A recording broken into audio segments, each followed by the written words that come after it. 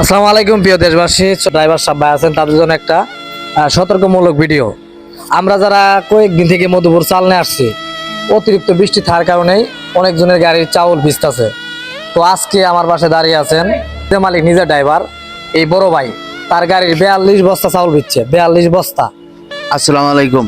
আপনি কই থেকে মাল নিয়েছিলেন? মধ্যপুর থেকে, ধনবাড়ি থেকে। নুগাল ডিবের ভাড়া কত আছিল? 7,000। 7,000 টাকা ভাড়া। কত বস্তা মাল ভিজছে? 42 বস্তা। 42 বস্তা চাউল দিচ্ছে। প্রিয় ভাইরা, যারাই মধুপুর ছাইলতে চাউল নিয়ে আসবেন সবাই তিরপল পলি বেশি করে দিবেন, কারণ অতিরিক্ত বৃষ্টি থাকার কারণে একটু টের রাখার কারণেই মাল ভিজে যা। এখন এই মালটা কি করবেন? এখন এই মালটা ওই যেখান থেকে বইরে আসছি সেখানে নিয়ে যাব।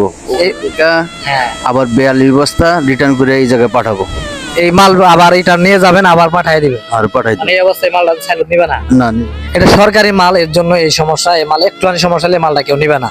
তো আপনারা সবাই সতর্ক হন, যেখান থেকে মাল ভরেন সুন্দর করে তিরপল পলি দিয়ে বেঁধে নেবেন যাতে মাল না ভিজে।